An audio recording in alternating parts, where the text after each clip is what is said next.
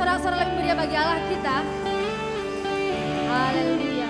Selamat datang, selamat beribadah bagi kita semua di tempat ini Minggu 29 Agustus 2021. Kita berterima kasih kepada Tuhan kita dapat mengakhiri bulan Agustus oleh karena kebaikan Tuhan. Pada minggu yang lalu Bapak Ibu Saudara telah diberkati melalui pemberian gereja kita dalam bentuk sembako. Saya percaya Bapak Ibu Saudara sangat bersuka cita menerimanya. Dan bersama-sama kita mengucapkan terima kasih kepada gereja kita. 3, 2, ya. Terima kasih gerejaku GKI Padang. Sekali lagi kita berikan tepuk tangan bagi Allah kita. Dan Bapak Ibu Saudara sekalian dapat meneruskannya memberi kepada orang lain. Tidak perlu kita memiliki yang terbaik untuk dapat memberikan kepada orang lain. Apa yang kita miliki pada saat sekarang ini dapat kita berikan memberkati sekeliling kita. Sehingga mereka juga dapat bersuka cita pada saat ini. Amin. Bapak Ibu Saudara terkasih, pada minggu ini kembali kita akan diberkati dengan firman Tuhan tentang kesatuan. Kesatuan ibarat seperti adonan kue, ada tepung, ada juga susu, ada juga vanila, ada juga bahan-bahan lainnya. Tidak bisa menjadi satu kue kalau tidak ada bahan pelengkapnya. Begitu halnya dengan kita pada hari ini, kita bisa menjadi satu adonan yang terbaik bagi Tuhan kita. Sehingga setelah adonan tersebut terjadi, maka kita bisa mencicipinya dengan penuh sukacita, sehingga terjadi satu kesatuan yang menjadi kemuliaan bagi Allah kita. Tetap kita pelihara kesatuan yang kita miliki, karena itu yang membuat kita semakin kuat, tetap ada sampai sekarang ini dan tetap setia. Kita bisa memandang ke arah kiri kita katakan tetap kita menjaga kesatuan mulai dari diri kita sendiri dan juga kepada orang lain. Haleluya. Bapak Ibu Saudara terkasih, pada minggu depan kita juga akan melaksanakan perjamuan kudus. Kita siapkan hati kita untuk dapat satu meja dengan Tuhan. Dan juga tetap kita dapat menjaga hati kita. Jangan sampai kita lalui begitu saja perjamuan kudus. Kita dapat mengingat setiap kebaikan Tuhan di dalam kehidupan kita. Dan pada saat ini saya mengundang kita untuk dapat bangkit berdiri. Ada satu ayat firman Tuhan yang memberkati kita pada hari ini dalam Mazmur 133 ayat 1. Nyanyian ziarah Daud. Sungguh alangkah baiknya dan indahnya apabila saudara-saudara diam bersama dengan rukun. Dengan bersama-sama kita mengatakannya, Mazmur 133 ayat 1. Nyanyian ziarah Daud. Sungguh alangkah baiknya dan indahnya apabila saudara-saudara diam bersama dengan rukun. Kita berikan sorak-sorai yang lebih meriah bagi Allah kita, karena kita akan bersuka pada hari ini.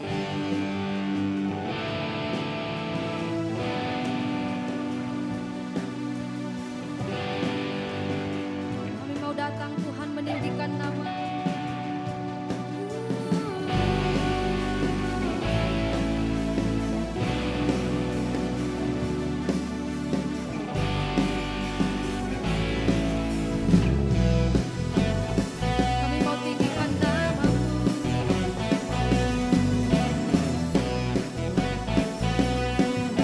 Sama-sama kita katakan, segenap langkah kami tertuju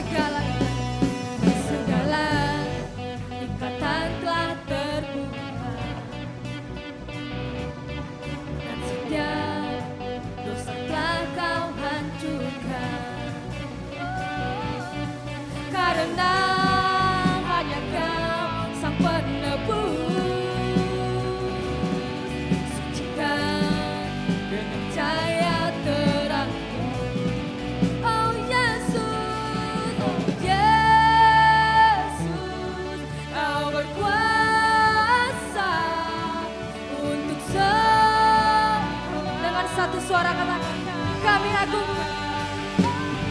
Kami agungkan nama-Mu,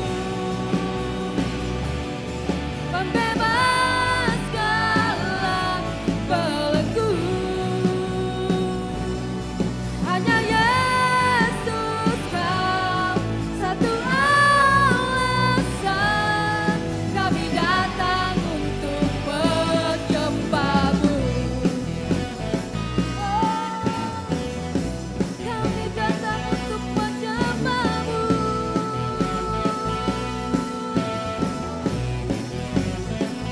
Dan sama oh Yesus, Kau berkuasa untuk mari lebih lagi katakan, oh Yesus, oh Yesus, Kau berkuasa untuk selam. Oh Yesus, oh Yesus, Kau berkuasa untuk selamanya.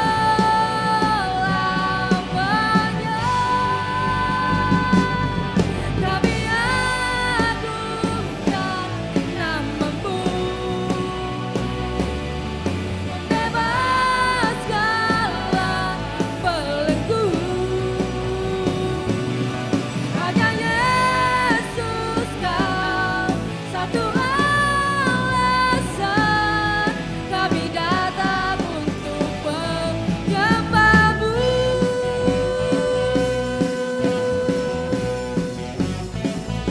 Kami datang untuk menyembah-Mu. Yesus Tuhan. Haleluya. Mari berikan tepuk tangan lebih meriah lagi bagi Yesus Kristus. Terima kasih Tuhan. Ini kami datang kembali di hadapan-Mu. Kami adalah satu sebagai umat-Mu, sebagaimana Engkau dan Bapa adalah satu. Tuhan, kami memiliki komitmen pada hari ini bahwa kami adalah gereja-Mu yang bersatu.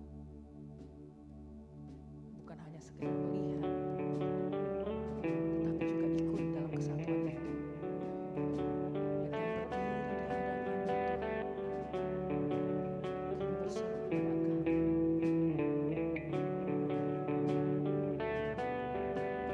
Lukaku dalam tangan pencipta angkasa, temukanku di luka-Mu yang beri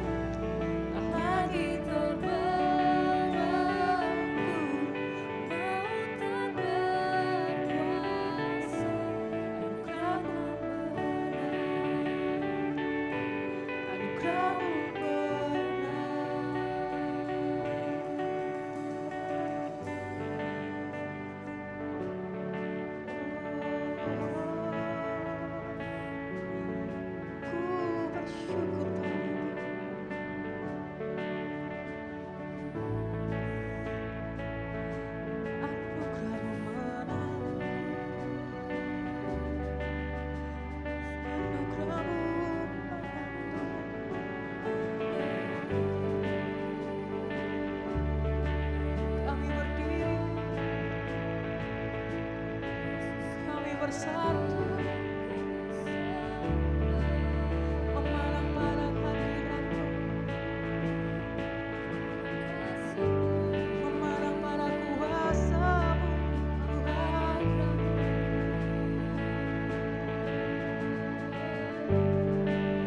Kami menyatukan hati kami,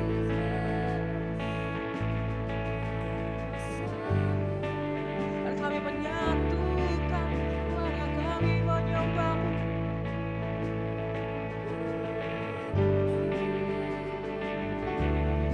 Kau menerima kami apa adanya,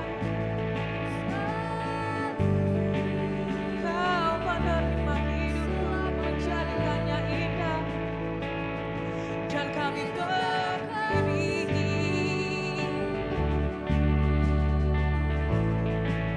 dan kami berdiri di hadapan-Mu, Tuhan.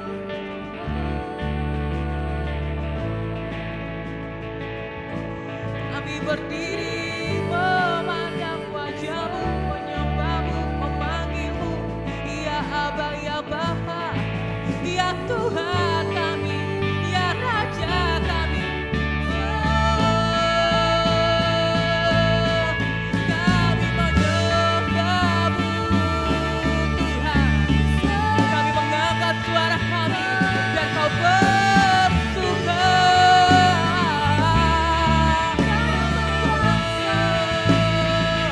Dan Kau bersuka.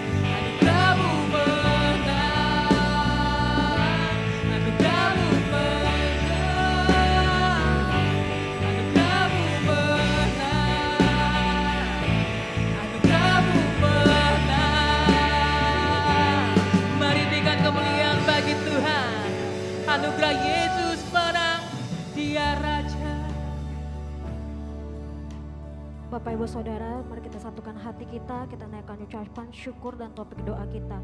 Bapak yang baik di dalam surga, terima kasih Tuhan, kami bersyukur pada hari ini Bapak, kami dapat menyembah-Mu, kami dapat memuliakan nama-Mu di tempat ini Bapak. Oh Tuhan, dimuliakanlah nama-Mu, diagungkanlah nama-Mu Tuhan, terima kasih Tuhan, kami dapat menikmati hadirat-Mu, kami dapat merasakan kuasa-Mu, kemurahan-Mu Tuhan, kami dapat menikmati Tuhan Yesus kuasa-Mu di tempat ini Bapak. Segala puji bagi-Mu Tuhan, kami bersyukur Bapa, kami telah dapat menyelesaikan kegiatan magang kami. Terima kasih buat semua proses yang telah Tuhan tolong, terima kasih buat penyertaan-Mu juga Tuhan. Kami bersyukur kami juga telah sembuh dari flu dan mah kami. Terima kasih buat kesembuhan-Mu, terima kasih buat darah-Mu yang telah memberkati kami Bapa. Kami juga bersyukur Tuhan dapat produktif Tuhan, Tuhan Yesus dalam menolong pekerjaan keluarga kami. Meski kami belum mendapat pekerjaan, terpujilah nama Tuhan. Di tengah-tengah keluarga kami dapat menyatukan hati kami dapat melakukan firman-Mu Tuhan, semua karena kebesaran-Mu dalam hidup kami. Terpujilah nama-Mu Tuhan buat semua kemenangan yang telah kami Tuhan Yesus dapatkan di minggu ini. Dan kami percaya Tuhan, di minggu ini Tuhan kami semakin lagi merasakan kuasa-Mu Tuhan. Bapa yang baik dalam surga, kami semua jemaat-Mu Tuhan, kami dapat menyatukan hati kami Tuhan, kami dapat menjaga kesatuan kami Tuhan. Kami tidak menjadi orang yang mau mementingkan kepentingan diri sendiri, tapi kami belajar Tuhan Yesus, haleluya Bapa, untuk peduli kepada sekeliling kami, kepada sekitar kami, kepada gereja kami Tuhan, kepada keluarga kami Tuhan, sehingga nama Tuhan dimuliakan Tuhan. Kami tertanam dalam komunitas kami Bapa, oh kami berdampak, kami aktif Tuhan, kami berperan dalam komunitas kami tidak berdiam diri saja, tapi kami sama-sama berperan, kami sama-sama aktif, kami sama-sama bertumbuh, kami sama-sama mengerjakan firman Tuhan, sehingga Tuhan Yesus bergandalah setiap komunitas kami Bapa. Dan kami mau dimuridkan dalam komunitas kami mau mendedikasikan diri kami Tuhan dalam komunitas kami Bapa. Kami juga Tuhan Yesus sama-sama merendahkan hati kami belajar dari karakter-Mu Tuhan Yesus. Kau adalah pribadi yang rendah hati, oh jadilah kami pada seperti apa yang Kau inginkan dalam hidup kami Bapa. Kami rendah hati Tuhan, dan kami belajar selalu bersukacita, karena sukacita sorgawi oh Tuhan Yesus ada dalam bagi diri kami Tuhan, sehingga kami dapat transferkan kepada sekeliling kami Tuhan. Kami bagikan sukacita kepada lingkungan kami, dan kami sama-sama Tuhan Yesus membangun kesatuan hati dimanapun kami berada Bapa. Kami dapat menjadi praktek firman-Mu dalam kehidupan sehari-hari kami Bapa. Terima kasih Tuhan, terpujilah nama-Mu. Kami juga berdoa bagi anak-Mu Tuhan yang sedang proses seleksi Tuhan Yesus lanjutan CPNS-nya Bapa. Didias Bapa, berkati Tuhan, nyatalah kuasa-Mu Tuhan, sertai hamba-Mu ini Bapa dalam perjalanannya Bapa, dalam ketika dia ujian juga sertai Tuhan, di dalam nama Yesus lingkungan dia ujian juga dikuduskan oleh darah Yesus, sehingga semuanya aman baik Tuhan. Pengawasnya juga Tuhan berkati Bapa, di dalam nama Tuhan Yesus tolong semuanya Bapa, cukupkan apa yang dibutuhkannya Tuhan, bahkan dia mengandalkan Tuhan, sehingga semuanya Tuhan Yesus sampai dengan rencana-Mu Tuhan. Di dalam nama Yesus berkati juga Tuhan anak-anak-Mu yang akan ujian sekolah Tuhan. Oh Tuhan berkati Bapa, dalam mereka dapat mengerjakannya dengan Tuhan Yesus jujur, berikan kemampuan Tuhan, berkati pikiran mereka, berkati hati mereka, ketika mereka mempersiapkan ujiannya juga mereka dapat tenang, mereka dapat fokus, mereka benar-benar persiapkan dengan baik. Oh dalam nas pelajaran mereka, diri mereka juga berikan kesehatan, berikan Tuhan Yesus kuasa-Mu. Oh dalam nama Yesus benar, mereka juga benar-benar mengandalkan Tuhan ketika mereka ujian Tuhan. Di dalam nama Tuhan Yesus kami percaya apa yang kami kerjakan berhasil dan beruntung, karena Tuhan beserta dengan kami. Penyertaan-Mu luar biasa menjadikan kami lebih dari pemenang. Terima kasih Tuhan, ini doa kami patahkan segala kuasa kegelapan, segala tipu daya iblis. Oh malah kami dapat mengerjakan firman Tuhan, kesatuan, kepentingan, mementingkan diri sendiri, tinggalkan kami dalam nama. Segala kesombongan, keangkuhan tidak mau tertanam, tidak mau dimuridkan dalam komunitas kami, tinggalkan kami dalam nama Tuhan. Segala sungut-sungut tidak mau bersukacita, tinggalkan kami dalam nama. Segala kegagalan dalam nama Yesus, tinggalkan ujian CPNS anak-Mu dalam nama Tuhan Yesus. Segala kegagalan juga dalam ujian, tidak mempersiapkan diri dalam ujian, tinggalkan kami dalam nama Yesus. Tidak mengandalkan Tuhan, mengandalkan diri sendiri, tinggalkan kami dalam nama Yesus. Terima kasih Tuhan, segala puji bagi-Mu, syukur Tuhan Yesus, haleluya, amin. Dan kami berdiri di hadapan-Mu Tuhan, berdiri dan ku berserah.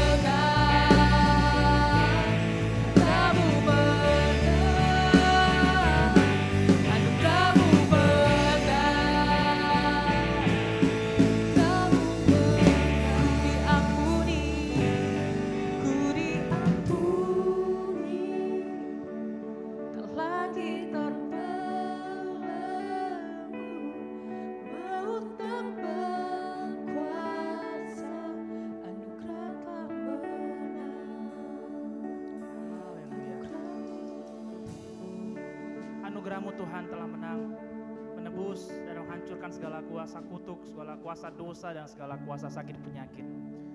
Kami sungguh bersyukur dan berterima kasih kepada-Mu Tuhan, karena kasih-Mu, karena kebaikan-Mu yang sudah menyelamatkan kami, bukan karena siapa kami, tetapi karena Engkau menerima kami apa adanya.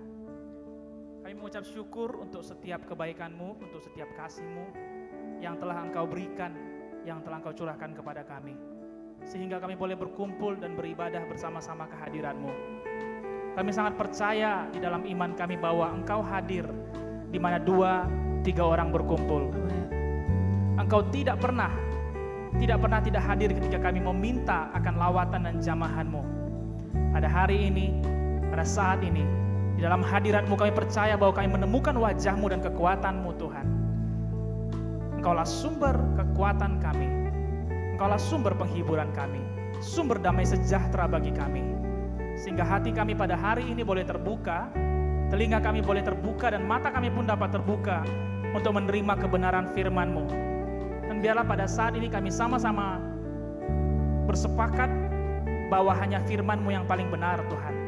Melebihi apapun, bahkan melebihi cara pandang dan pola pikir kami, dan melebihi pendapat kami. Kami bersyukur kepada-Mu, dan kami siapkan hati kami mendengarkan firman Tuhan. Sekali lagi Kau buktikan Tuhan kasih-Mu kepada kami. Sekali lagi Kau buktikan pewahyuan-Mu bagi kami, sehingga kami boleh berubah dari cara pandang kami yang lama dan masuk kepada cara pandang yang baru. Amen. Dengan rendah hati, kami mau katakan berbicaralah Roh Kudus, baik bagi saya yang menyampaikan maupun bagi semua jemaat-Mu yang akan mendengarkannya. Terima kasih. Di dalam nama Yesus kami siapkan hati kami. Dalam nama Yesus kami berdoa. Haleluya. Amin. Amin. Amin. Silakan duduk Bapak Ibu Saudara yang terkasih. Silakan duduk.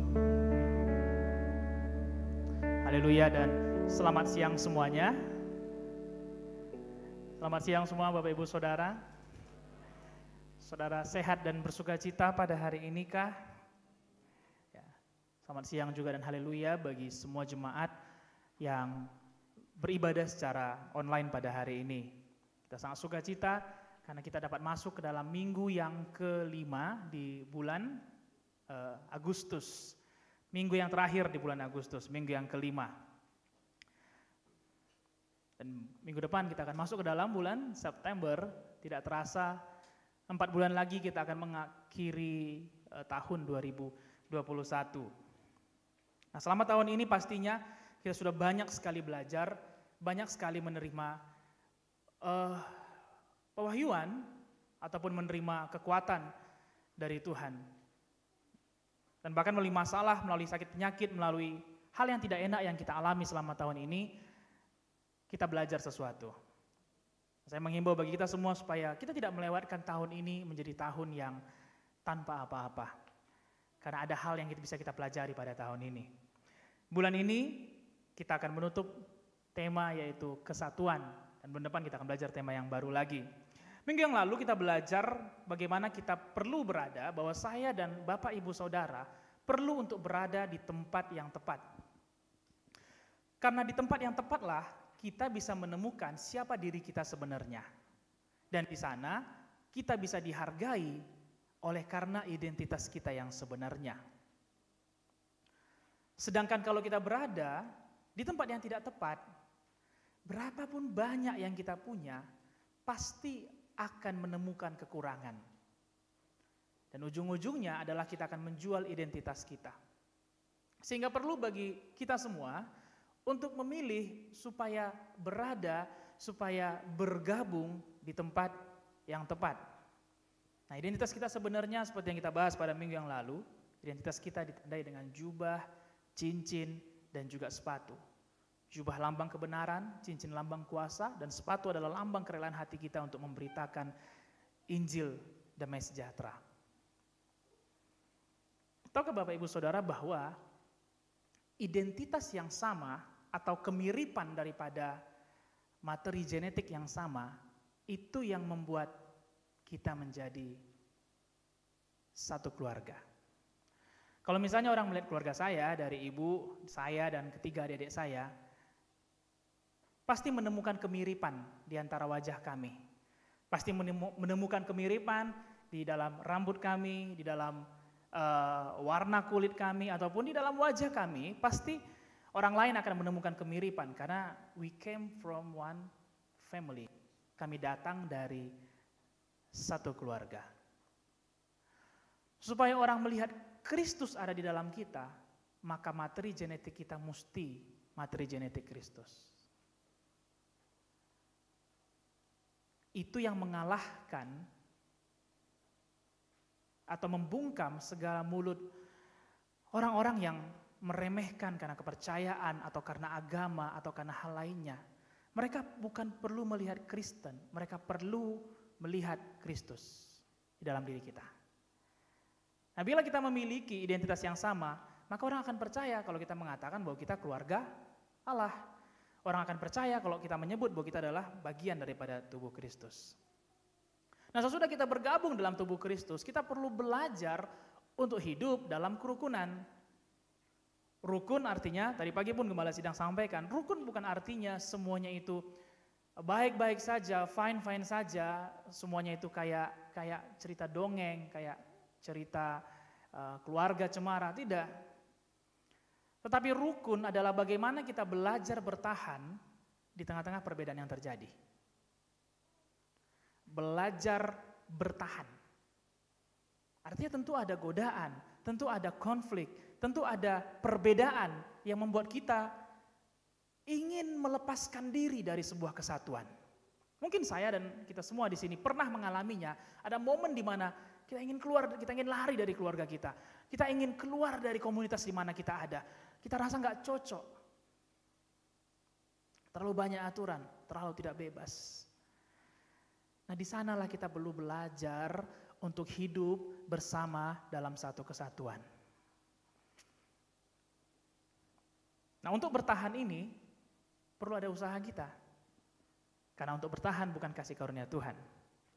Kita lihat dalam Mazmur 133 ayat 1 sampai 3. Ini ayat terakhir kita pada minggu yang lalu, yaitu berkat daripada kesatuan atau kuasa daripada kesatuan. Ini juga ayat renungan kita pada minggu ini.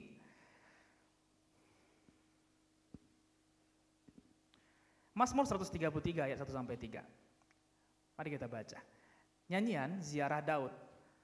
Sungguh alangkah baiknya dan indahnya apabila saudara-saudara diam bersama dengan rukun. Seperti minyak yang baik di atas kepala, meleleh ke janggut, yang meleleh ke janggut Harun dan ke leher jubahnya. Seperti embun gunung Hermon yang turun ke atas gunung-gunung Sion.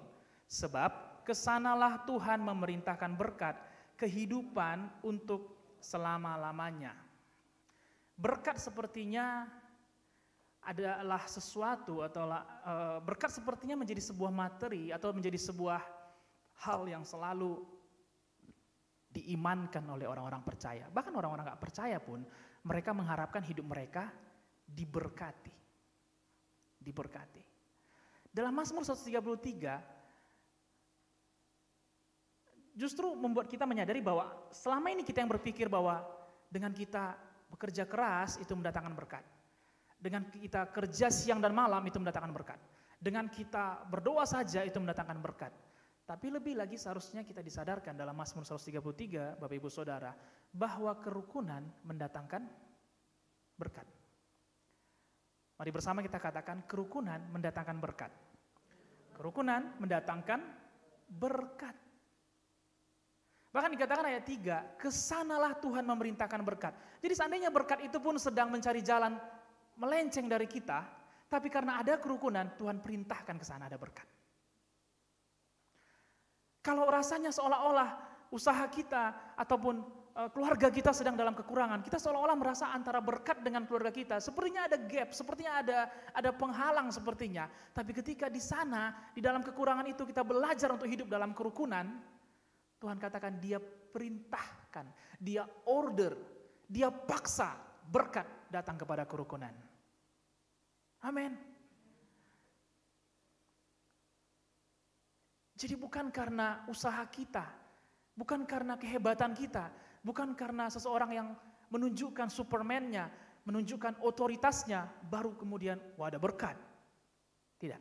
Tetapi di mana ada kerukunan, ke sana Tuhan perintahkan berkat. Berkatnya apa? Kehidupan. Berkatnya apa? Kehidupan. Bapak Ibu Saudara, sepertinya kehidupan yang paling kita butuhkan hari-hari ini. Mimpi yang hidup, harapan yang hidup, tertawa yang hidup, bukan hanya tertawa yang pedih. Saudara tahu tertawa yang kecut? Gimana kabar bro? Ya tahulah bro. Hati yang hidup, semangat yang hidup, semangat yang menggebu-gebu, kemudian hari-hari yang hidup, bukan itu yang kita perlukan hari-hari ini. Keluarga yang hidup, hubungan yang hidup, komunitas yang hidup, gereja yang hidup, bukankah itu yang kita perlukan? Bukankah itu yang kita perlukan? Itulah berkat atas kerukunan, yaitu kehidupan untuk selama-lamanya. Kalau firman Tuhan katakan untuk selama-lamanya, artinya nggak pilih waktu Bapak Ibu Saudara. Artinya musim pandemi, non-pandemi, musim paceklik, musim menuai, musim pancaroba, musim baik, kehidupan tetap ada. Karena kehidupan pada kerukunan adalah kehidupan untuk selama-lamanya. Amin. Firman Tuhan juga berkata, Yesus berkata, akulah jalan dan kebenaran dan hidup. Di mana ada kerukunan, di sana ada kehidupan. Di mana ada kerukunan, Yesus bertahta di sana. Sehingga mungkin ini menjawab beberapa pertanyaan kita yang mengatakan, aduh gue kok gak ngerasain Tuhan lagi ya. Aduh aku kalau di rumah kayaknya Tuhan jauh, tapi kalau di gereja aku rasa Tuhan dekat. Seolah-olah Tuhan lagi tinggal di gereja tapi tidak tinggal di rumah kita. Aduh aku rasa kok setiap kali aku berdoa kok rasanya Tuhan jauh. Saya mau katakan mungkin ada kerukunan yang mulai longgar di sekitar kita. Mungkin ada kerukunan yang mulai longgar. Dan itu perlu dirajut kembali supaya kehidupan itu bertahta di atas komunitas tersebut. Tanpa kerukunan, segala sesuatu akan terasa kering dan mati. Benar nggak? Mungkin kita pernah merasakannya, saya pun pernah merasakannya. Ketika misalnya di dalam keluarga kita lagi ada pertengkaran, ketika di dalam keluarga kita lagi ada diam-diaman, which is itu pasti terjadi. Nggak ada keluarga yang smooth, mulus, datar, kayak cerita Pri tadi. Ada kalanya di mana kita diam-diaman, kita konflik dengan keluarga kita. Tahu nggak? Ketika kita sudah capek pulang dari luar dan ketika kita hitung pendapatan kita, rasanya pendapatan hari itu gede kita dapat. Di mana-mana seharusnya orang yang pendapatannya gede pasti senang, pasti ekspresif. Tapi karena dia tahu dia akan kembali ke rumah yang lagi ada perpecahan, maka sukacita itu pun akan redup. Karena di mana tidak ada kerukunan, yang ada adalah kekeringan dan kematian. Amin. Di mana tidak ada kesatuan, di sana terjadi kekeringan dan kematian. Kalau gereja kita tidak terpelihara kerukunannya, kesatuannya, maka bukan pandemi yang mematikan kegerakan gereja, tidak. Tetapi ketidakbersatuhatian, ketidakrukunan, itulah yang membuat gereja terasa kering dan mati. Haleluya. Jadi walaupun frekuensi daripada pertemuan kita, frekuensi daripada event kita untuk beribadah berkurang, namun kalau ketika kita pulang dari tempat ini, kita menjaga identitas kita tetap sama, maka setiap kali kita berkumpul, ada kehidupan terjadi di sana. Amin. Amin. Nah mari kita lanjut pembahasan kita dari minggu yang lalu. Bahwa perlu ada usaha untuk menjaga daripada kerukunan. Tidak terjadi demikian rupa. Dan hari ini kita mau bahas mengenai perasaan. Sama-sama kita katakan perasaan. Kalau bicara perasaan, dalam. Pasti dalam. Dan saya berharap ini bukan membuat kita tersinggung, tapi bisa membuat kita memiliki perasaan yang benar. Judul firman Tuhan pada hari ini saya buat mengenakan perasaan yang sama. Lukas 15 ayat 25 sampai 31. Ini sambungan dari firman Tuhan minggu yang lalu. Jadi setelah anak bungsu itu kembali, bapak daripada anak tersebut merayakan, memberikan jubah cincin dan memberikan sepatu, lalu kemudian memotong anak lembu tambun dan merayakan daripada kepulangannya. Namun apa yang terjadi pada ayat 25? Sementara itu, anaknya yang sulung sedang bekerja di ladang. Ketika dia pulang dan sudah dekat rumah, dia mendengar suara musik dan gaduhnya orang menari. Lalu, saya baca dalam terjemahan sederhana Indonesia. Saudara bisa memperhatikan di dalam terjemahan baru. Ayat 26 berkata, lalu dia memanggil seorang pelayan yang bekerja di rumahnya dan bertanya, kenapa ada pesta di rumah ini? Pelayan itu menjawab, adik tuan sudah pulang dan ayah tuan menyuruh kami memotong anak sapi yang gemuk karena dia sudah mendapatkan anaknya kembali dengan selamat. Lalu anak sulung itu sangat marah dan tidak mau masuk ke rumah. Kemudian ayahnya keluar dan membujuk dia supaya masuk. Tetapi anak itu menjawab, tidak mau. Bertahun-tahun lamanya aku bekerja untuk Bapak dan selalu menaati perintahmu, tetapi Bapak belum pernah memberiku seekor anak kambing pun supaya aku bisa berpesta dengan teman-temanku. Ayat 30. Tetapi baru saja kembali anak bungsumu itu yang sudah menghabiskan harta Bapak dengan para pelacur, Bapak langsung memotong anak sapi yang terbaik untuk dia. Jawab ayahnya, benar nak, kamu selalu bersamaku dan semua milikku adalah milikmu juga. Ayat 32. Tetapi sudah seharusnya kita bersukacita dan merayakan kepulangan adikmu, karena dulu Bapak pikir adikmu ini seakan sudah hilang dan mati, tetapi ternyata dia masih hidup dan sekarang berkumpul kembali dengan kita di sini. Minggu lalu kita bicara anak bungsu, dan hari ini kita mau bicara mengenai anak sulung.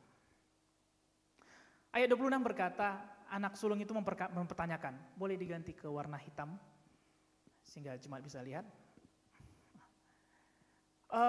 Anak sulung itu mempertanyakan ayat 26, kenapa ada pesta di rumah ini?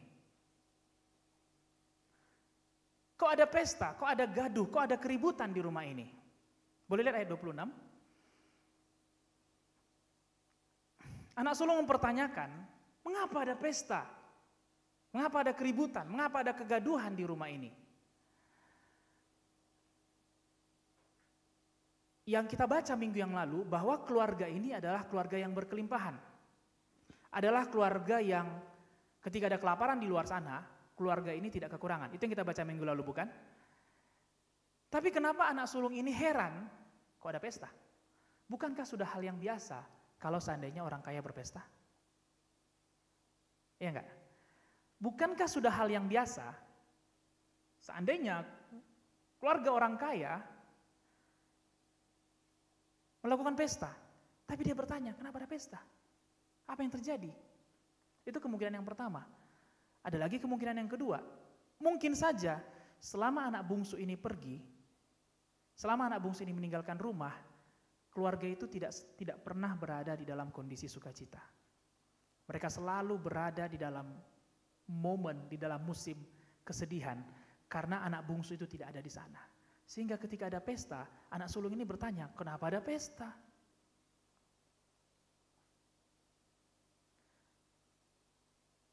Kita lihat bahwa mungkin saja selama anak bungsu ini pergi, nggak pernah ada pesta, nggak pernah ada sukacita, nggak pernah ada makan bersama, nggak pernah ada syukuran di rumah itu. Kenapa?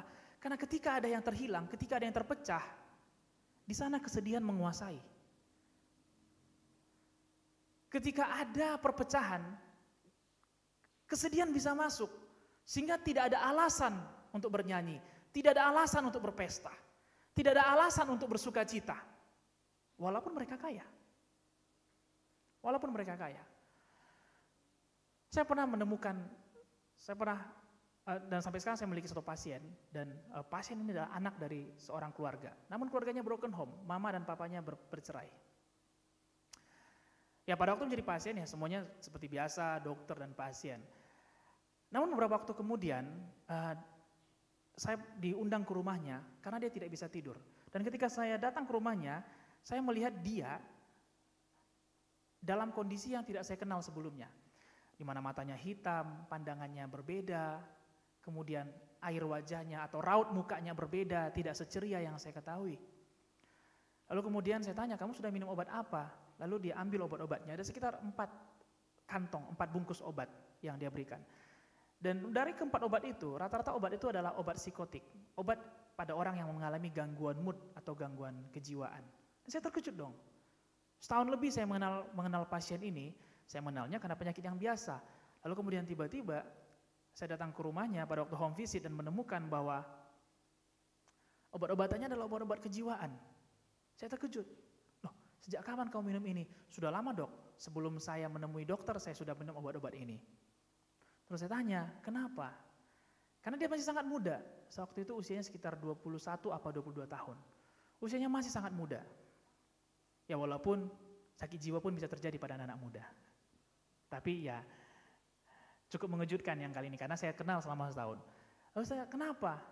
Lalu dia bilang, dia ceritakan apa yang bahwa keluarganya ternyata berpisah, mama dan papanya, kemudian terjadi perbedaan pendapat, lalu dia bingung karena mamanya narik ke sini, papanya narik ke sana, nanti mamanya bilang sesuatu, papanya bantah, sehingga dia bingung dia mau memilih ke arah yang mana, sehingga hari-harinya dihabiskan dengan minum obat-obatan, dan suatu ketika obat itu nggak lagi bisa berfungsi, sehingga dia nggak bisa tidur, dia mulai ada mengancam bunuh diri, dan sebagainya. Terus saya katakan, saya bilang kayak gini, bercandaan saya bilang, alah lu kayak orang kurang aja, lu lihatlah rumah lu lebih bagus, gede, di perumahan yang mewah, alah masih banyak orang yang lebih rendah, masih banyak orang yang lebih miskin daripada kamu. Aneh banget sih lu, saya bilang seperti itu, Bapak Ibu Saudara. Aneh banget sih, kamu, banyak orang yang lebih miris, kamu kayak kekurangan aja. Terus dia bilang, dokter mau lihat gimana respon mama saya. Oke, dokter lihat ya. Suatu ketika dia nyampaikan sama saya, bahwa dia akan membuka kafe di salah satu daerah di Kota Padang. Saya mendukung dong, karena ada anak muda yang mau berwirausaha, itu menarik bagi saya. Lalu saya katakan, oh kamu harus buat, modalnya sudah ada, tempatnya sudah ada gambarannya. Oke, sekarang apa lagi yang kurang? Restu dari orang tua. Oke, baik, udah kayak pernikahan. Kemudian dokter mau lihat kan gimana respon mama saya, ayo kita ke rumah katanya. Kebetulan orang tuanya baru pulang, jam 6:30, jam 7 malam waktu itu. Lalu datang, terus kita bicara, yang ngobrol orang tuanya, ibunya dekat sama saya, lalu kita ngobrol tentang kesehatan dan yang lainnya. Lalu kemudian dia bicara mengenai, aku mau buat kafe, daerahnya sudah dapat, tempatnya sudah dapat, tadi sama dokter Philip sudah lihat katanya, tempatnya di sini.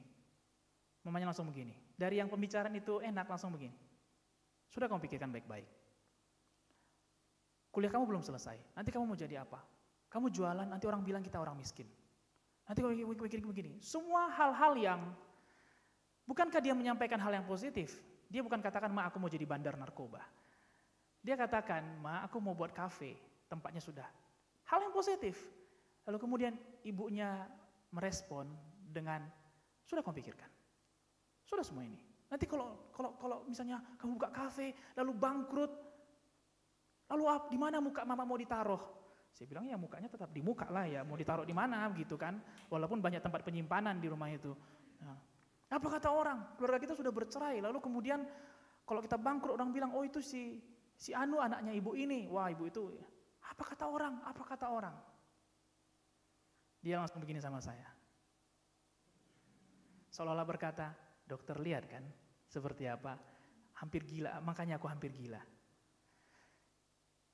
Di situ saya belajar sesuatu Bapak Ibu Saudara, bahwa di tengah-tengah kelimpahan, orang masih bisa merasa kekurangan tanpa kerukunan. Rumahnya baik, mobilnya banyak, makanan cukup lah pastinya. Ya keuangan, tabungan, deposito, apapun cukup. Tapi selalu ada kehampaan, selalu ada kematian setiap kali dia pulang ke rumahnya. Karena di sana tidak ada kerukunan. Dan mungkin ini yang terjadi pada keluarga ini. Sehingga anak sulung bertanya, kenapa ada pesta di sini Pak? Dia tanya kepada bawahannya, kenapa ada pesta? Karena mungkin saja keluarga itu sedang di dalam duka karena ada yang hilang. Kemudian ayat 28 dikatakan bahwa anak sulung memberikan respon yang gak biasa. Saudara, kalau misalnya ada orang berpesta, bukankah kita bersuka cita? Ya enggak? Ada orang, Lip datang ke rumah yuk. Ya anakku ulang tahun, so kita mau makan sama-sama. Bukankah kita mengatakan, oh come on bro, ayo kita makan sama-sama. Adakah orang yang langsung, ngapain dirayakan ulang tahun? Aku sedih kamu merayakan ulang tahun. Adakah? Seharusnya orang bersuka cita kalau suatu pesta dilakukan. Tapi lihat, anak sulung ini justru aneh. Dia marah pesta itu dilakukan. Dia emosi, dia marah besar. Kenapa harus dilakukan? Mari kita temukan alasannya kenapa. Ayat 29 sampai 30. Tetapi anak itu menjawab, tidak mau. Dia jawab bapaknya, dia katakan, tidak mau. Bertahun-tahun lamanya aku bekerja untuk bapak dan selalu menaati perintahmu. Tapi bapak belum pernah memberiku seekor anak kambing pun supaya aku bisa berpesta dengan teman-temanku. Tetapi baru saja kembali anak bungsumu itu yang sudah menghabiskan harta bapak dengan para pelacur. Bapak langsung potong sapi yang terbaik untuk dia. Anak sulung itu marah sekali. Dia merespon sukacita yang terjadi dengan hal yang aneh, yaitu dengan sebuah kemarahan. Karena dia bilang, gak pantas ini dilakukan. Ayat 29 sampai 30 mengatakannya. Dan kita lihat ada pandangan yang berbeda dari bapaknya. Kemudian jawab ayahnya ayat 31, benar nak, kamu selalu bersamaku dan semua milikku adalah milikmu juga. Tetapi sudah seharusnya kita bersuka cita dan merayakan kepulangan adikmu. Sudah seharusnya kita bersuka cita dan merayakan kepulangan adikmu. Karena dulu bapak pikir adikmu ini seakan sudah hilang dan mati, tetapi ternyata dia masih hidup dan sekarang berkumpul kembali dengan kita di sini. Menurut anak sulung, pesta itu nggak pantas dilakukan. Tapi menurut bapak, itu pesta ini pantas dilakukan. Beda atau sama? Beda. Pantas dan tidak pantas. Bukankah itu yang sering menjadi perdebatan di dalam sebuah komunitas, dalam sebuah keluarga? Pantas atau tidak pantas? Pantas diberkati, tidak pantas diberkati. Pantas disembuhkan, tidak pantas disembuhkan. Pantas dirayakan, tidak pantas dirayakan. Pantas dihormati, tidak pantas dihormati. Pantas disapa, tidak pantas disapa. Bukankah itu yang sering sekali menjadi perdebatan di antara suatu kumpulan? Siapa yang lebih tua, siapa yang lebih muda, siapa yang lebih hebat, siapa yang lebih lemah? Bukankah itu yang selalu jadi perdebatan? Respon yang berbeda dari bapak dan anak. Matius 15 ayat 18 berkata seperti ini. Tetapi apa yang keluar dari mulut berasal dari hati dan itulah yang menajiskan orang. Respon kita berasal dari hati kita. Dan di dalam hati kita, biasanya apa yang hati kita sedang rasakan, kita ekspresikan keluar. Ya enggak sih? Apa yang ada, apa yang menumpuk dalam hati kita, apa yang kita rasa dalam hati kita cenderung untuk ekspresikan dia keluar. Respon yang berbeda dari kedua orang ini, bapak dan anak sulung, datang dari hati yang berbeda. Datang dari hati yang berbeda. Di hati kita, disitulah terletak perasaan. Disitulah terletak perasaan. Perasaan anak sulung dan perasaan bapak ini tidak sama. Dia merasa ini gak pantas. Bapak ini merasa ini pantas. Karena yang kita rayakan bukan apa yang dilakukan adikmu, tapi yang kita rayakan adalah kepulangannya. Ini pantas untuk dilakukan. Bapak ini mencoba menyelaraskan supaya anak sulung ini memiliki perasaan yang sama dengan dia. Memiliki hati yang sama dengan dia. Supaya semua sama-sama sukacita. Anak bungsu pulang sukacita, para pegawai bersukacita, bapak ini sukacita, dan dia ingin pun anak sulung ini bersukacita. Bukankah kadang ini sering terjadi? Ada orang-orang yang merusak suasana. Mungkin kita pun pernah menjadi perusak suasana. Orang lagi happy, tiba-tiba kita cemberut sendiri. Orang lagi hype, orang lagi bersyukur akan sesuatu, tapi kita merusak suasana itu. Itu gak terjadi sedemikian rupa. Kerusakan itu terjadi karena ada yang rusak di dalam perasaan kita. Dan Bapak itu mencoba untuk memperbaikinya. Tahukah inilah hati Bapa bagi kita, inilah hati Yesus bagi kita. Supaya kita memiliki perasaan yang sama dengan Dia. Karena perasaan yang tidak sama akan merusak suatu kesatuan. Filipi 2 ayat 5 berkata, "Hendaklah kamu dalam hidupmu bersama menaruh pikiran dan perasaan yang terdapat juga di dalam Kristus Yesus." Paulus meminta agar kita dalam hidup bersama, kita bukan mendahulukan perasaan kita, tapi kita menggunakan perasaan Kristus. Karena ketika ada perasaan yang tidak sama, ada perasaan yang berbeda, itu akan merusak suasana. Dan setiap kali suasana itu dirusak, maka kesatuan akan dirusak. Perasaan yang tidak sama akan menghasilkan respon yang tidak sama juga, respon yang berbeda. Jadi kita perlu mengenakan perasaan yang sama. Dan yang kita kenakan bukan perasaan kita pribadi. Karena kalau yang kita kenakan perasaan kita pribadi, kita berbeda-beda Bapak Ibu Saudara. Cara pikir kita, cara pandang kita itu berbeda. Yang perlu kita kenakan adalah perasaan Kristus di atas segalanya. Yang perlu kita kenakan adalah perasaan Kristus. Filipi 2 ayat 5 dalam Amplified Bible, pikiran dan perasaan diterjemahkan sebagai attitude. Dalam kamus bahasa Inggris, attitude diterjemahkan seperti berikut: a settled way of thinking or feeling about someone or something. Typically one that is reflected in a person's behavior. Terjemahan bebasnya kurang lebih saya buat seperti ini. Attitude atau sikap adalah cara berpikir atau perasaan yang menetap yang terjadi berulang-ulang tentang seseorang atau sesuatu. Biasanya tercerminkan atau tampak melalui perilaku orang tersebut. Attitude adalah cara kita berpikir dan merasa tentang seseorang atau sesuatu. Dan biasanya akan tercermin melalui sikap kita.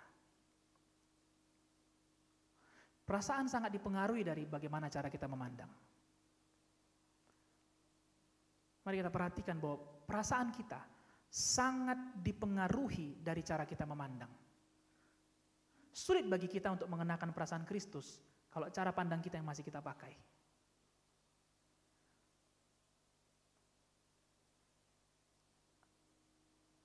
Anak sulung menggambarkan cara pandang manusia. Dia katakan tidak pantas. Dia baru menghabiskan harta, dia menghabiskan semua uangnya, dia berteman dengan pelacur dan sekarang dia dirayakan. Apa yang dia lihat? Apa yang dia lihat? Kesalahan. Masa lalu. Dia bilang seolah-olah seperti ini, "Pak, buka mata Pak, itu adekku baru merusak harga diri keluarga, baru merusak nama keluarga kita di luar, lalu kemudian dia datang dan Bapak potong anak lembu yang baik, Pak, buka mata Pak." Bapaknya lalu bilang, "Kau pun buka mata, yang kita rayakan bukan masa lalunya, tapi yang kita rayakan adalah kepulangannya pada hari ini." Cara pandang yang berbeda antara kita dengan Yesus. Kalau manusia selalu pandang masa lalu, kesalahan, sehingga kita merasa semua orang itu nggak pantas.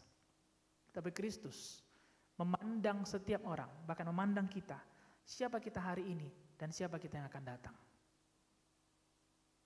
Apakah gereja, apakah kita orang percaya tetap melihat orang berdasarkan masa lalunya? Atau kita mau welcome setiap orang, memandang dia siapa hari ini dan siapa dia yang akan datang. Saudara mengerti apa yang dimaksudkan firman Tuhan ini? Perasaan Kristus akan sulit kita kenakan kalau cara pandang kita terus yang kita pergunakan. Kalau kita terus melihat masa lalu orang, Masa lalu papa kita. Apa kesalahan yang dia perbuat? Apa kesalahan mama kita? Apa kekurangan kakak kita, abang kita, adik kita? Apa kekurangan pemimpin kita? Apa kekurangan teman pelayanan kita? Apa yang pernah dia lakukan? Bahkan detail kali. Kita ingat tanggal sekian, jam sekian, menit kesekian. Di tempat mana? Bahkan ada yang lebih detail lagi, di suhu berapa dia melakukannya.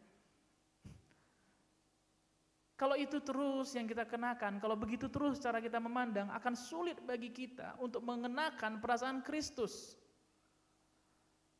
Sedangkan Paulus berkata, hendaklah kita dalam hidup kita bersama menaruh pikiran dan perasaan yang terdapat juga dalam Kristus Yesus. So pertanyaannya, perasaan Kristus itu apa sih? Perasaan Kristus adalah kasih. 1 Korintus 13 ayat 7. Saya akan bacakan dalam bahasa Indonesia masa kini. 1 Korintus 13 ayat 7.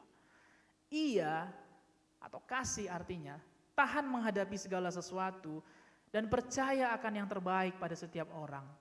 Dalam keadaan yang bagaimanapun juga orang yang mengasihi itu tidak pernah hilang harapannya dan sabar menunggu segala sesuatu. Kasih tidak berbicara masa lalu. Bahkan dalam terjemahan baru dikatakan kasih menutupi segala pelanggaran. Pelanggaran terjadi di masa yang akan datang atau di masa yang lalu? Di masa yang lalu. Kasih menutupi masa lalu. Perasaan Kristus adalah kasih. Kita akan sulit mengenakan kasih kalau cara pandang kita selalu salah. Dan cara pandang kita selalu melihat orang, siapa dia? Who he was. Siapa dia dulunya. Maka kita akan bilang dia gak pantas dapat motor baru. Dia gak pantas disembuhkan. Dia gak pantas jadi pemimpin. Dia gak pantas main musik. Apalagi jadi usher, dia gak pantas. Aku tahu siapa dia. Saudara tahu suatu ketika Yesus kembali ke Nazaret. Dan di sana dia tidak bisa melakukan banyak mujizat. Kenapa? Karena orang berkata, aku tahu siapa dia. Dia cuma anak tukang kayu. Aku tahu siapa bapaknya. Bukankah dia saudara si Anu? Bukankah dia ini? Benar, mereka bicarakan fakta. Benar, mereka bicarain fakta. Mereka bicarakan fakta di mana Yesus lahir. Tapi fakta itu membuat Yesus gak bisa bekerja dengan banyak. Allah sanggup mengerjakan yang terbaik bagi gereja kita atau keluarga kita. Kalau cara pandang kita bukan melihat masa lalu, tapi melihat orang hari ini dan melihat yang akan datang. Sekali lagi saya akan bacakan 1 Korintus 13 ayat 7. Ia atau kasih tahan menghadapi segala sesuatu dan percaya akan yang terbaik pada setiap orang. Bukan hanya pada diri kita sendiri, tapi pada setiap orang. Dalam keadaan yang bagaimanapun juga orang yang mengasihi itu tidak pernah hilang harapannya dan sabar menunggu segala sesuatu. Kasih Kristus tidak memandang masa lalu, melainkan menutupi masa lalu dan memandang hari ini sambil berharap yang terbaik terjadi di masa yang akan datang. Haleluya. Haleluya gereja Tuhan. Biarlah ini kan kita bawa pulang, mengakhiri daripada bulan Agustus ini. Bahwa mengenakan perasaan yang sama. Roma 12 ayat 13 sampai 15. Roma 12 ayat 13 sampai 15. Kita baca sama-sama. Bantulah dalam kekurangan orang-orang kudus dan usahakanlah dirimu untuk selalu memberikan tumpangan. Berkatilah siapa yang menganiaya kamu. Berkatilah dan jangan mengutuk. Bersukacitalah dengan orang yang bersukacita dan menangislah dengan orang yang menangis. Ini adalah berkat ketika kita memiliki perasaan yang sama. Ini adalah kuasa ketika gereja Tuhan memiliki perasaan yang sama. Yang pertama, kita bisa membantu orang-orang yang kekurangan. Yang kedua, kita bisa memberkati orang yang gak cocok dengan kita. Yang ketiga, kita bisa menangis bersama dan tertawa bersama. Bukan menangis ketika orang tertawa, tertawa ketika orang menangis. Sehingga setiap kali ada topik doa yang disampaikan, ada yang baru lulus PNS, ada mungkin yang baru lulus di perguruan tinggi. Kita bukannya diam dalam doa kita, tapi kita mengatakan, ucapan syukur kita, walaupun bukan kita yang merasakan, walaupun teman kita, walaupun orang lain yang diberkati, tapi kita pun turut dalam kebahagiaannya. Bukan jadi malah kita diam lalu, aduh kok dia yang diberkati. Kita lihat ada teman kita yang bisa menyelesaikan utangnya, bisa menyelesaikan kredit motornya, lalu kemudian, alah aku tahu siapa dia, masa bisa, kok itu yang Tuhan berkati, kenapa enggak aku? Come on man, saya mau katakan bahwa itu merusak suasana.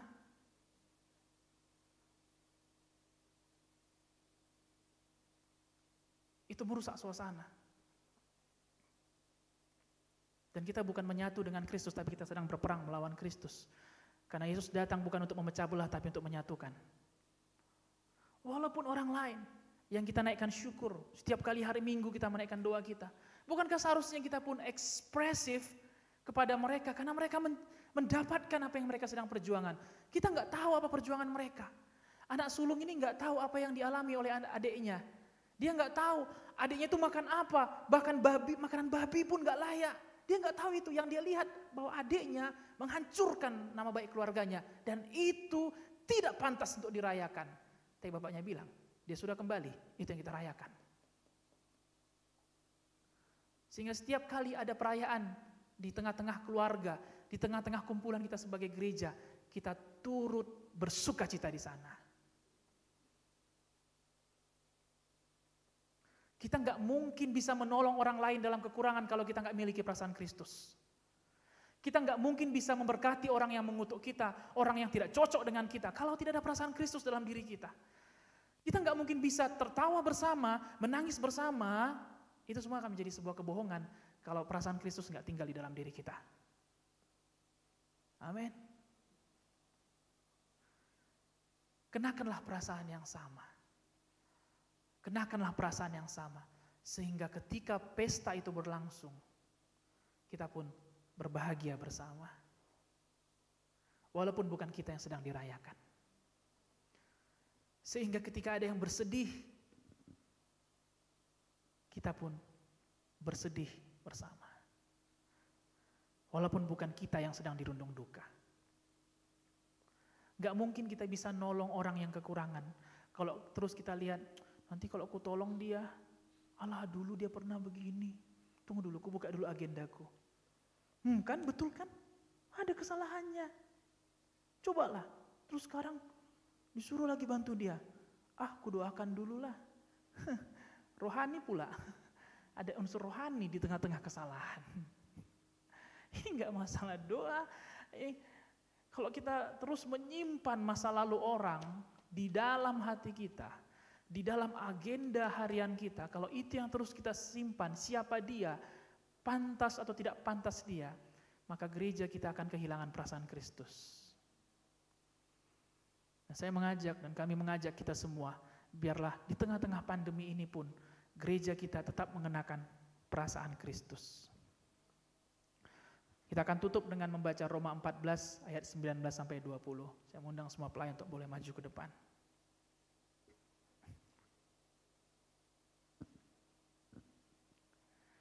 Roma 14 ayat 19 sampai 20. Kita akan baca dalam bahasa Indonesia masa kini. Mari kita baca sama-sama. Sebab itu, tujuan kita haruslah selalu untuk hal-hal yang menciptakan kerukunan dan saling membangun. Janganlah karena soal makanan, saudara merusak apa yang sudah dikerjakan oleh Allah. Segala makanan memang halal untuk dimakan. Tetapi kalau apa yang saudara makan menyebabkan orang lain berdosa, maka saudara bersalah. Saya percaya bahwa masing-masing kita punya mimpi, punya tujuan, punya cita-cita, punya ambisi. Tidak salah. Tapi kalau apa yang sedang kita tuju, apa yang sedang kita mimpikan, itu membuat orang lain gak nyaman, maka saya mau katakan bahwa itu bukanlah tujuan Tuhan dalam hidup kita. Karena tujuan Tuhan menciptakan kita adalah supaya kita menciptakan kerukunan dan saling membangun dimanapun kita. Amin. Menciptakan kerukunan dan saling membangun, bukan membangun sendiri. Anak-anak muda pasti suka sekali untuk membangun ketenarannya, nama sendiri, membangun fame, supaya aku terkenal, supaya orang tahu siapa saya. Tapi tujuan Tuhan menciptakan kita bukan untuk membangun diri sendiri, tapi untuk saling membangun. Suatu rumah tidak akan bisa berdiri dengan satu tiang. Rumah bisa berdiri kokoh karena ada banyak tiang kokoh yang saling menopang.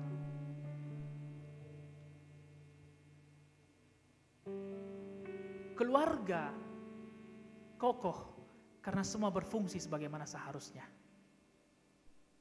Dan sering kali yang menjadi problem di mana keluarga meninggalkan fungsi yang seharusnya karena perasaannya sudah berubah. Sehingga sebel terus, jengkel terus, bawaannya ingin ngegas terus, bawaannya ingin kalau nggak cocok, sikat, jangan kasih kendor. Bawaannya ingin ngegas terus kalau ada di rumah. Karena perasaannya udah nggak lagi sama.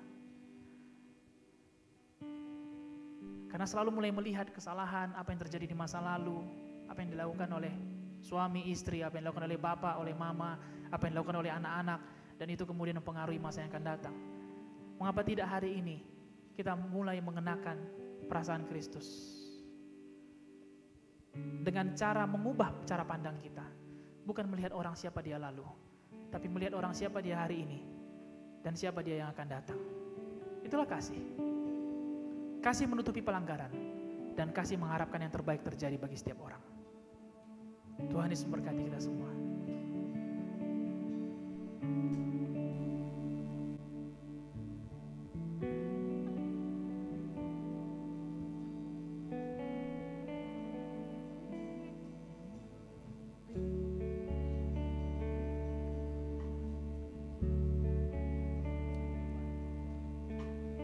Berikan ku hati seperti hatimu yang penuh dengan belas kasihan. Berikan ku mata seperti matamu memandang tua yang di sekelilingku. Berikan ku tanganmu untuk melakukan tugasmu.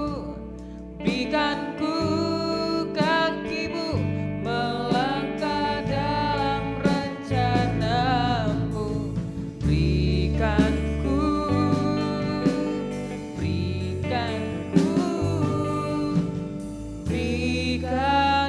hatimu.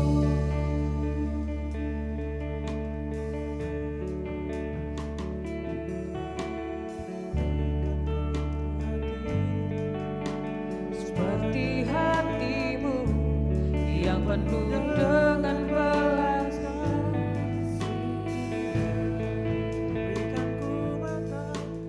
berikan ku mata seperti matamu memandang tua di sekeliling. Berikan ku tanganmu untuk melakukan tugasmu. Berikan ku kakimu melangkah dalam rencanamu. Berikan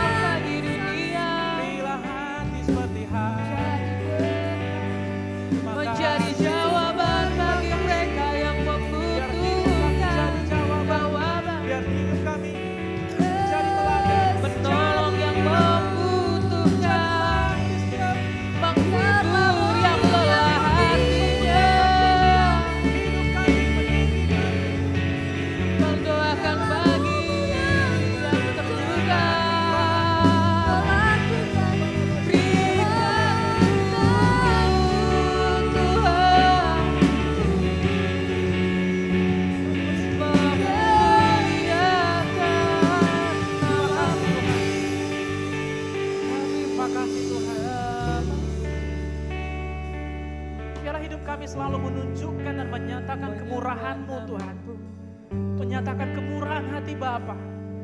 Kemurahan hati yang menerima orang apa adanya. Kemurahan hati yang tidak memandang masa lalu orang lain, tapi kemurahan hati yang memandang orang hari ini dan mengharapkan yang terbaik terjadi bagi orang tersebut. Biarlah itu yang menjadi milik gereja. Bapa, kami berdoa supaya mulai dari hari ini setelah kami mendengarkan firman-Mu, kami memiliki perasaan yang sama seperti yang terdapat dalam Kristus Yesus. Perasaan yang sama dengan Yesus, yang menerima orang lain, yang dengan tangan terbuka, dengan hati yang lapang menerima satu dengan yang lain. Tuhan, biarlah gereja-Mu hadir dimanapun kami ada. Kami tidak hadir sebagai perusak suasana, tapi kami hadir di sana menciptakan kerukunan dan saling membangun. Kami disadarkan pada hari ini bahwa kami dipanggil bukan untuk membangun diri kami sendiri, apalagi membangun nama kami. Kami dipanggil untuk saling membangun.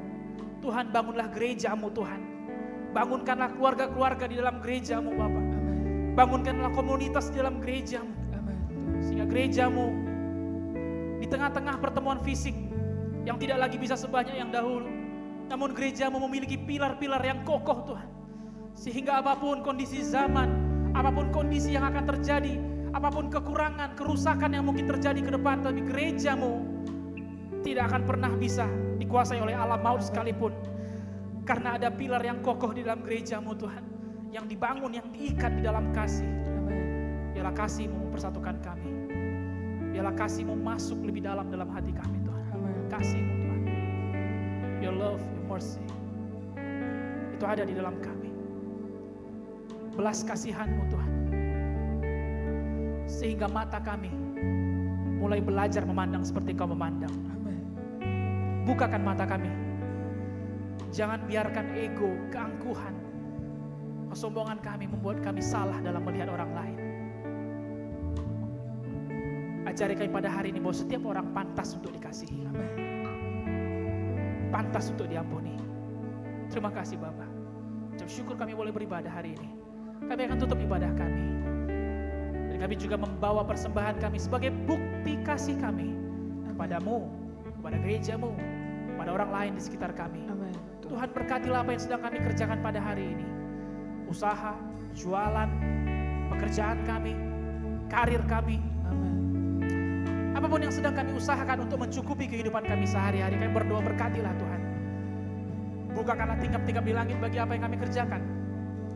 Sehingga apa yang kami kerjakan tidak ada yang gagal, tetapi berhasil.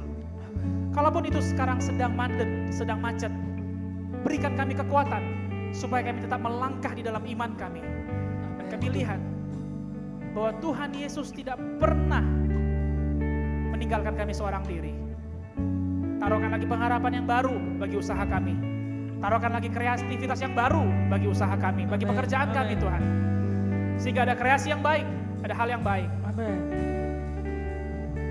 Terima kasih Bapak, berkati setiap keluarga-keluarga, satukan dalam kasih-Mu, di dalam kerukunan, di dalam kasih Kristus. Biarlah firman Tuhan menjadi dasar bagi setiap keluarga. Sehingga kalaupun terjadi pertengkaran, tidak sampai matahari terbenam, tetapi segera pulih dan segera baik. Amin. Tuhan, berkatilah gembala sidang kami, keluarga, ministry, full timer. Berkatilah Tuhan teman-teman kami. Berkatilah orang-orang di sekeliling kami Tuhan, teman-teman gereja kami, keluarga kami, yang tidak bisa kami sebutkan satu persatu. Berkatilah mereka semua. Biarlah semua kami hidup di dalam perlindungan dan kasih Kristus yang menyertai kami. Berkatilah bangsa dan negara, pemerintahan kami, berkatilah Kota Padang, berkatilah Sumatera Barat Tuhan. Pulihkanlah kota kami, pulihkanlah Indonesia ini. Kami tahu Engkau terus beracara dan Engkau terus bekerja. Dan kami percaya di dalam iman kami bahwa Tuhan yang kami sembah tidak pernah tertidur dan tidak pernah terlelap menjagakan kota kami, menjagakan bangsa kami. Terima kasih Bapak, kami mengucap syukur buat bulan Agustus, 5 minggu kami sudah belajar. Dan apa yang sudah kami pelajari, kami bawa pulang, kami kerjakan dalam kehidupan kami masing-masing. Sehingga gereja GKI Padang ini berdiri menjadi orang-orang yang menciptakan kerukunan, menjadi pribadi yang saling membangun. Bila gereja-gereja lain pun diberkati Tuhan melalui kehadiran kami. Kami berkati semua gereja di Kota Padang, biarlah gereja berdiri kokoh dalam doa syafaat, berdiri dalam iman, berdiri dalam kepercayaan bahwa satu nama, yaitu nama Yesus Kristus. Dan kami percaya gereja-Mu tidak pernah berhenti berdoa dan beriman bahwa pemulihan pasti terjadi. Terima kasih Bapa. Kami bersyukur dan terima kasih dan kami tutup ibadah kami. Pulanglah kami dengan damai sejahtera. Mara bahaya, maut, penyakit tidak bisa menjamah kami. Di dalam nama Tuhan Yesus. Terima kasih. Marilah kita angkat tangan kita Bapak Ibu Saudara ke sorga. Dan terimalah berkat daripada Allah Bapa. Bapa yang penuh kasih dan maha penyayang. Terimalah berkat daripada Tuhan Yesus. Yang dengan darahnya mempersatukan kita kembali dengan Bapa sorga. Dan terimalah persekutuan dengan Roh Kudus. Sebagai roh penghibur, roh penolong dan kebenaran yang menyertai kita. Senantiasa dari hari ini sampai selama-lamanya. Sampai dia menjemput kita kedua kalinya orang yang percaya. Dan sama-sama kita yang diberkati berkata, amin. Amin, amin, amin. Haleluya. Tuhan Yesus berkati. Happy Sunday semua Bapak Ibu Saudara dan jemaat Tuhan.